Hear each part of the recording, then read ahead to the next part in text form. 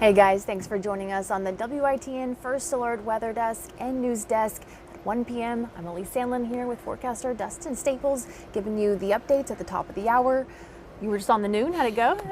Good. I feel like I'm about to say the same thing I just said for a whole hour. No, yeah, I know, right? No, I mean, the rain's starting to light up a little bit out there with some good news. It's not as heavy as it was early when we came on this morning, so some good news out there if you're trying to get outside. Still seeing some pockets of showers out there, some steady rain, but it does look like there is some hope we can get this rain out of here soon. So I'm so ready. Folks trying to get some. We probably won't see much sunshine today, though. If we see any, it's going to be very brief. But the clouds are so low right now, it doesn't look like that'll happen. I know, it's just been gray outside all day as I've gone out and about. I'm ready for it to be sunny. But before we get to that full forecast, we're going to turn to a case of drug charges here in Greenville, where a man and woman were arrested.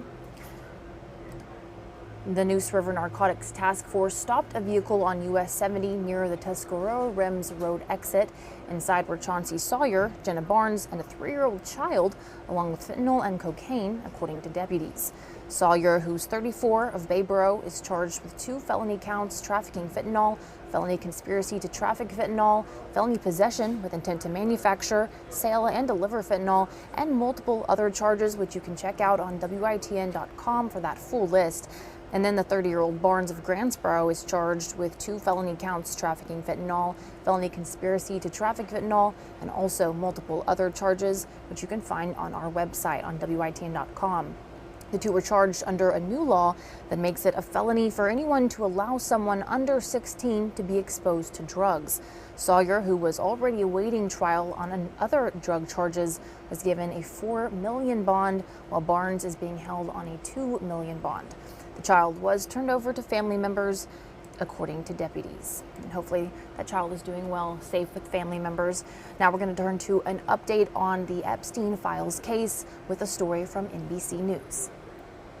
It could be a long day in this building here behind me for former President Bill Clinton. He is set to sit for a lengthy on-the-record deposition with the House Oversight Committee, where they will ask him questions about his relationship with the late sex offender Jeffrey Epstein. Now, Bill Clinton's name and picture have popped up hundreds of times in the files, but despite that, he has said repeatedly that he was not aware of any of Epstein's criminal wrongdoing and was certainly not involved in it. Now, the former president's testimony comes the day after his wife sat for almost 6 hours in front of this same committee, also asking questions, or answering questions, I should say, about the Epstein affair. Hillary Clinton told the committee over and over again that she had no relationship with Jeffrey Epstein and was only casually acquainted with his co-conspirator, Ghislaine Maxwell. But one interesting thing that did come out of Hillary Clinton's deposition was that there were many questions she was asked that she told the committee that they would have to ask her husband, and the committee is prepared to do so. This deposition is expected to be released, the video and the transcript, in its entirety in the very near future. And it is just the latest in a long line of depositions that the Oversight Committee has conducted. And Democrats say that this deposition today of the former president sets the stage for the current president, Donald Trump, to be called in and ask questions about the same situation.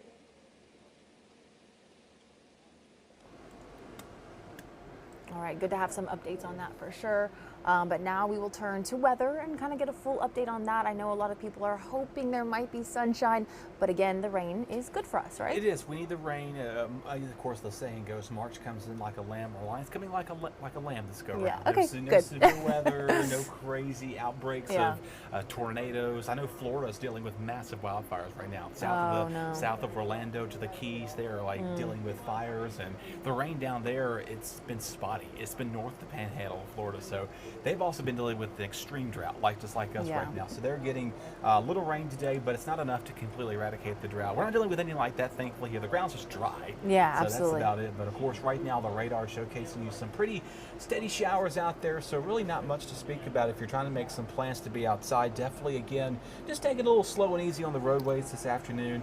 Definitely an afternoon. If you don't have to be outside, you don't have to. I know a lot of people are about to be getting off of work and school here in a couple of hours. But regardless regards to that, there was a little light at the end of the tunnel there. That rain is starting to slightly come to an end here pretty soon. So some good news for those trying to get outside. Jacksonville, Maysville, Havelock, Oriental, that has just been the heavy rainfall there, and it continues to stay pretty steady and heavy south of the Albemarle and Pamlico Sound. So definitely more of a wet day, but northern counties, you're improving. Some spotty showers north of Wilson, Rocky Mount, up towards Sims and Wilson, seeing a little bit of that too. Now head back over to the eastern Outer Banks, still seeing that northern portion of that too. Toward the state line, definitely once again, you want to make sure to have a rain gear on standby.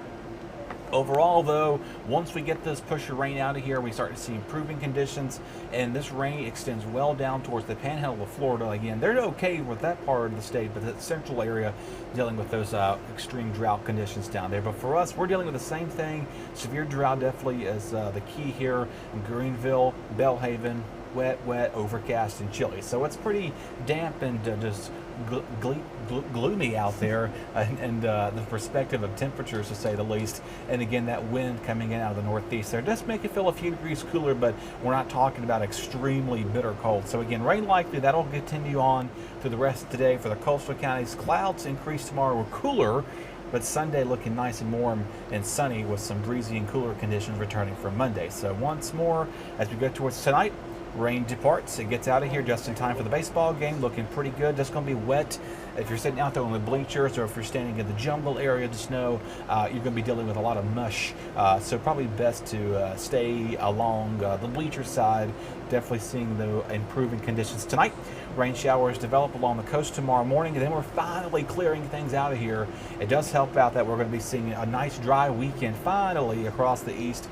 Again, since the first weekend we saw was first weekend of February, so it's good to see that too. Offshore rain showers, maybe a few passing clouds at times, but for the most part, there's really no excuse to be indoors Saturday or Sunday, really.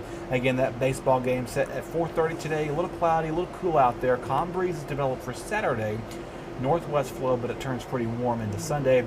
And then again, hopefully we can change that 1 to a 2 there for the upcoming amount of dry weekends we've been seeing so far this year. So most of it's been wet, and it just happens to be on the weekends. Now this is something to look forward to, though.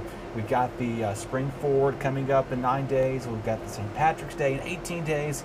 Easter Sunday's 37 days, and then Memorial Day 87 days away. So we're looking forward to the nice change of weather here, finally getting our fair share of some nice cooler days ahead of us here for the upcoming start of next week, and then warming up to the mid-70s by the end of the late next week. Clouds increase, yes, but right now doesn't look like any rainfall at this time in the forecast. So a pretty nice stretch of some sunshine. We need it.